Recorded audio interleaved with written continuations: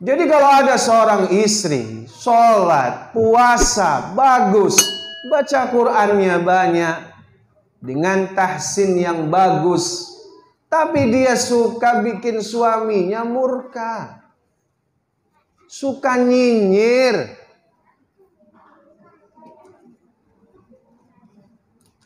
sholatnya nggak diterima.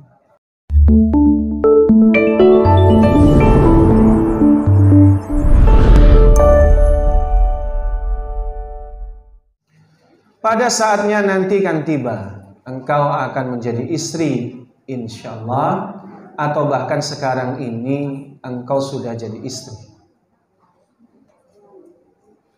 Yang status sebagai istri, ada yang on progress, ada yang on schedule,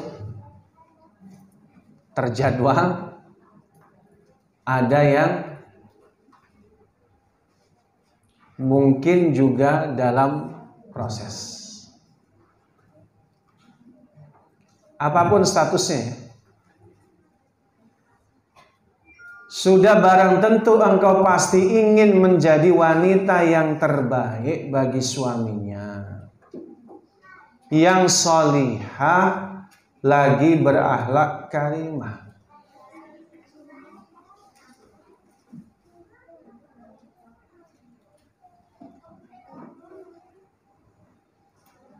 Artinya bahwa di sini sebagai wanita yang terbaik, yang sholihah, lagi berakhlak karimah.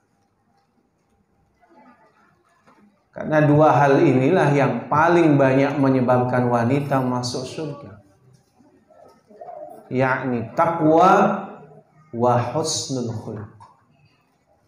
Ketika Nabi SAW ditanya apa yang paling banyak menyebabkan seseorang masuk surga, maka jawabannya takwa dan akhlak yang baik. Ciri khas wanita sholihah yaitu wanita yang selalu berusaha merebut hati, mencari cinta suami, selalu mengharap ridho suaminya agar mendulang pahala demi meretas jalan menuju Firdaus al-A'la. Visi menjadi seorang wanita itu, himmahnya adalah sampai kepada Firdausil A'la, sampai kepada surga Allah yang paling tertinggi.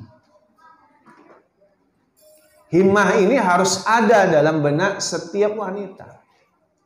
Dengan himmah inilah meretas jalan menjadi wanita yang terbaik, mendapatkan ganjaran terbaik.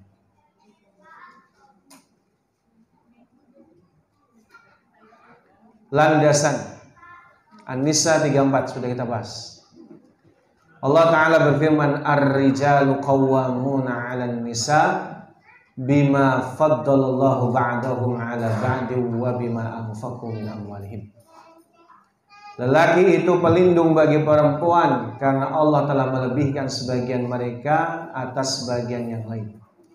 Karena mereka laki-laki telah memberikan nafkah dan hartanya.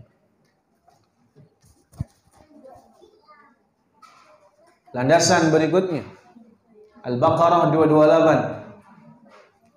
Allah Ta'ala berfirman, walahunna mislu alladhi 'alaihinna bil ma'ruf walirrijali 'alaihinna darajah wallahu azizun hakim. Dan mereka para wanita memiliki hak seimbang dengan kewajibannya menurut cara yang pantas. Jadi bagi wanita itu seimbang, ada hak, ada kewajiban. Nanti kapan-kapan kita bahas mengenai hak dan kewajibannya. Menurut cara yang pantas, bil ma'ruf. Pantas di sini adalah kesesuaiannya dengan syariah, bukan pakai logika. Karena apa? Sesuatu yang logis belum tentu sesuai syariah. Karena tergantung logikanya siapa. Kalau logikanya orang barat, maka setiap wanita punya strata yang sama dengan laki-laki dengan perspektif sudut pandang kesamaan gender. Jadi nggak boleh dibeda-bedain. Nah ini kan logika yang tidak benar sesuai syariah. Yang sesuai syariah bil ma'ruf itu bagaimana? Yang sesuai syariah masing-masing laki-laki dan perempuan punya kekhususan dan kesamaan. Hak yang sama adalah beriman dan beramal salih sesuai dengan syariah. Adapun kekhususannya ini adalah berdasarkan fitrah. Tidak harus sama. Walirrijali 'alaihinna darajah. Tetapi para suami mempunyai kelebihan di atas mereka. Wallahu azizun hakim. Allah Maha perkasa lagi Maha bijaksana. Landasan yang ketiga, ini baru muqaddimah ya. Belum materi inti. Ini baru landasan-landasan supaya pembahasan kita ada dalil-dalil yang mengikat. Sabda Rasulullah sallallahu alaihi wasallam, "Lau kuntu amiran ahadan ay yasjuda li ahadin la amartul mar'ata an tasjuda li zawjiha." Seandainya aku boleh menyuruh seorang sujud kepada seseorang, maka aku akan perintahkan seorang wanita sujud kepada suaminya. Hadis riwayat An-Nasai, hadisnya hasan.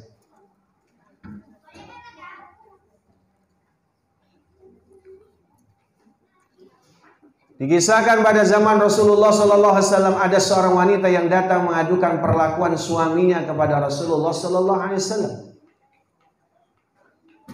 Ini sudah kita bahas kemarin dari Husain bin Mihsan bahwasanya saudara perempuan dari bapaknya itu bibinya pernah datang kepada Rasulullah SAW karena ada satu keperluan. Setelah ia menyelesaikan keperluannya, Nabi SAW bertanya kepadanya, apakah engkau telah bersuami? Ia menjawab sudah. Beliau bertanya lagi, bagaimana sikapmu terhadap suamimu? Ia menjawab, aku tidak pernah mengurangi haknya kecuali yang aku tidak mampu mengerjakannya. Nah ini kemarin kita garis besar. Maka Rasulullah menjawab, fangduri aina anti minhu fa innama huwa jannatuki wa naruki. Perhatikanlah bagaimana hubunganmu dengannya, karena suamimu merupakan surgamu dan nerakamu. Ini sudah kita bahas. Kita cepat ya. Neraka bagi wanita tergantung dengan seberapa buruknya ia kepada suaminya. Jika ia buruk kepada suaminya, maka akan buruk amal ibadahnya. Tuh. Hati-hati ya.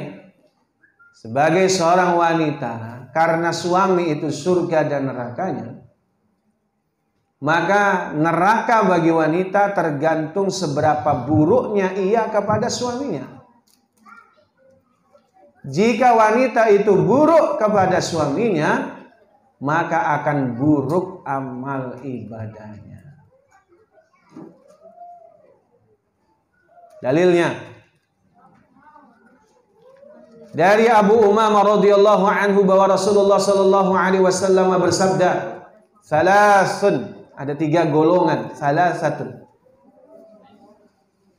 La tujawizu salatuhum azanahum. Ada 3 golongan yang sholat mereka tidak melewati telinga mereka. Artinya tidak diterima.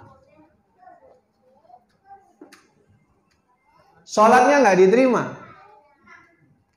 Yang pertama al-abdul abiq hatta yarji'. Yang pertama seorang budak yang melarikan diri dari tuannya sampai ia kembali kepada tuannya.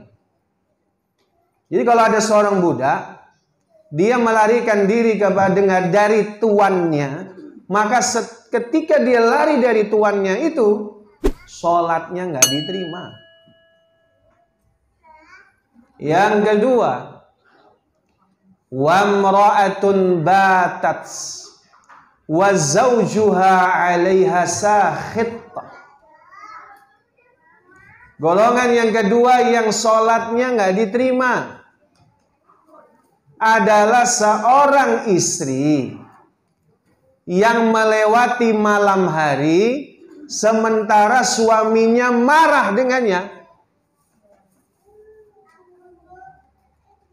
Jadi bagi wanita, ibu sekalian yang dirahmati Allahu Jalla Jalaluh, kalau berbuat buruk sama suami, bikin suami marah, sholatnya nggak diterima sepanjang suaminya marah. Jadi nggak sekedar sederhana dalam pembahasan ini.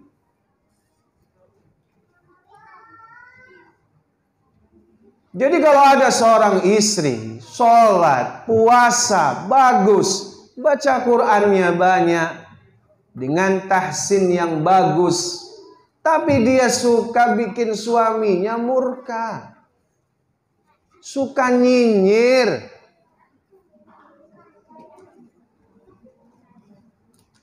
sholatnya nggak diterima. Dia ada sabotase nggak?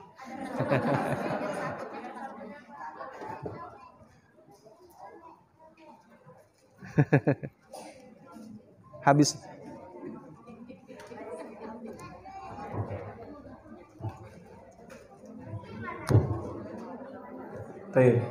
Tak kira sabotase tadi.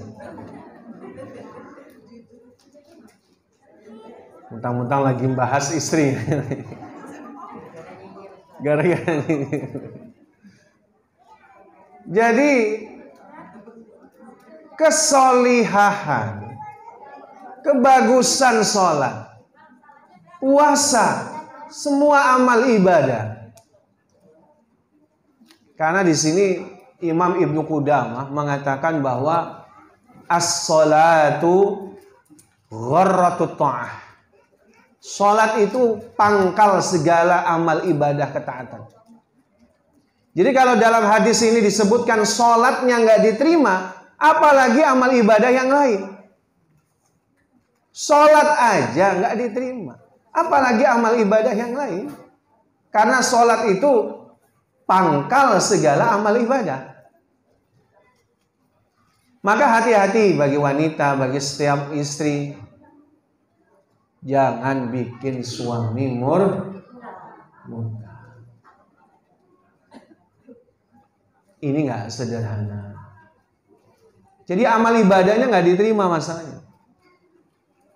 Anak mendapatkan gitu, ada ummahat bagus, rajin ngajinya, tapi suaminya marah terus karena gara-gara perbuatannya yang buruk. Nah ini nggak bagus ya Bu ya. Bukan wanita terbaik yang kayak gini. Amal ibadahnya nggak diterima.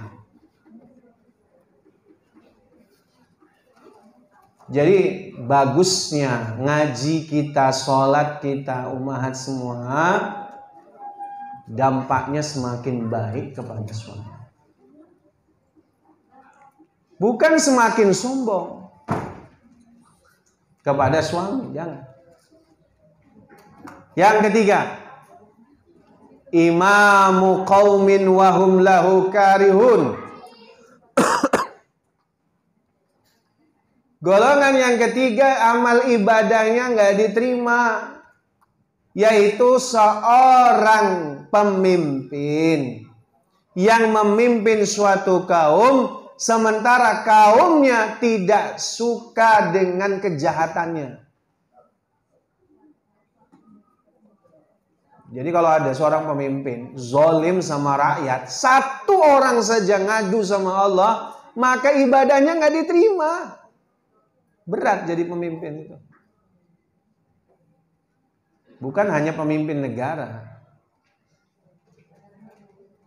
Jadi sebagai ketua apapun,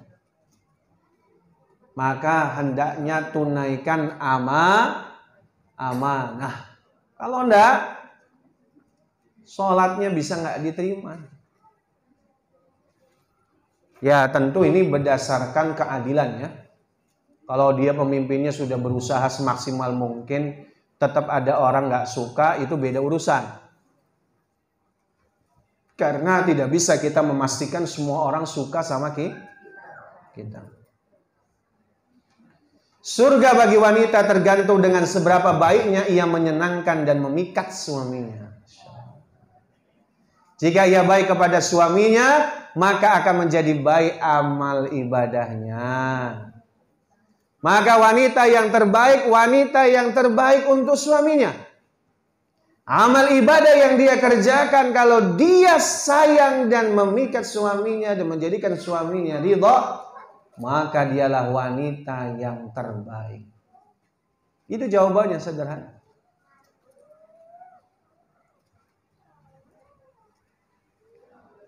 Sabda Rasulullah SAW, "Idza shallatil mar'atu khamsaha wa shamat syahraha wa hassanat farjaha wa ata'at ba'laha dakhalat min ay abwabil jannah sya'at." Apabila seorang istri mengerjakan salat yang 5 waktu, berpuasa di bulan Ramadan, menjaga kemaluannya, menjaga kehormatannya, taat kepada suaminya, maka niscaya dia akan masuk surga dari pintu mana saja yang dikehendakinya. Enak.